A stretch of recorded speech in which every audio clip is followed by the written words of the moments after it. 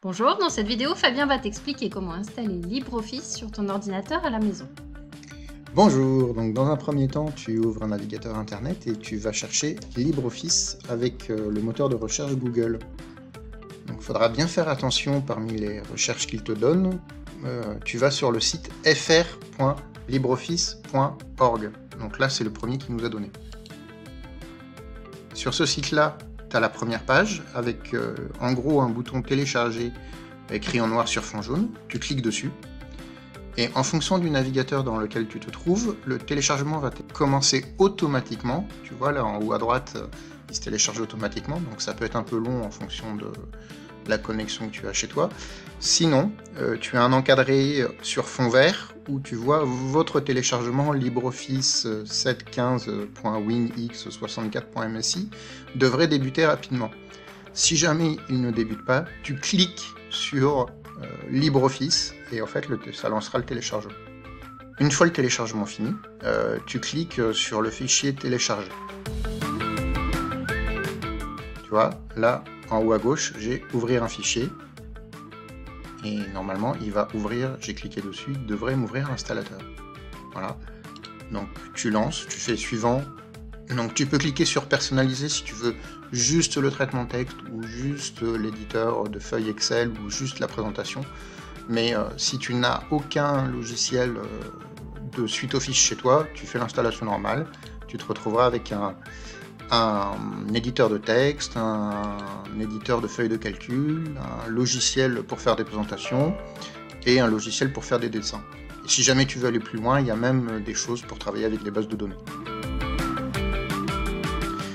À la fin de l'installation, il te préconise de redémarrer l'ordinateur. Donc, on ne le fera pas dans la vidéo, mais c'est mieux de le faire si tu es chez toi. Et à la fin de l'installation, dans ton menu démarrer en bas à droite, en bas à gauche, pardon, tu te retrouveras avec des icônes raccourcies vers LibreOffice ou LibreOffice Cal, LibreOffice Writer, LibreOffice Draw, qui sont en accès direct vers les applications.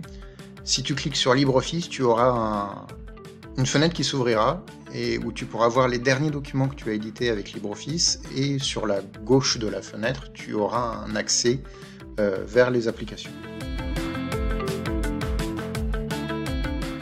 On va juste sur LibreOffice. Normalement, ça va ouvrir une fenêtre. Et donc, sur la gauche, comme je te disais, tu peux créer avec document Writer, document calque, Impress ou Draw. Et sinon, tu peux ouvrir un fichier si on en avait déjà un. Et donc, si tu ouvres le document Writer, ça t'ouvre un traitement de texte qui ressemble à Word. Par défaut, si j'enregistre un document, il va me proposer de l'enregistrer au format ODF, Open Document File, qui est le format utilisé par LibreOffice. Mais tu peux cliquer sur Type et choisir Word 97-2003, ce qui fait que tu auras un fichier au format Word que tu pourras échanger avec tous ceux qui ont Word. Voilà. On peut voir le Excel aussi. Donc c'est la même chose pour le Excel, qui s'appelle Cal, LibreOffice Calc. Et c'est exactement la même chose. Par défaut, il va te proposer d'enregistrer au format Open Document File. Et toi, tu peux dire que tu veux enregistrer au format Excel 97-2003. Et tu auras un fichier au format XLS que tu pourras échanger avec les personnes qui ont Excel. Et si jamais tu as un fichier Excel téléchargé depuis un site web ou envoyé par mail, tu pourras l'ouvrir avec LibreOffice Cal. Voilà. Merci Fabien pour ce tuto. On se retrouve bientôt pour une prochaine vidéo.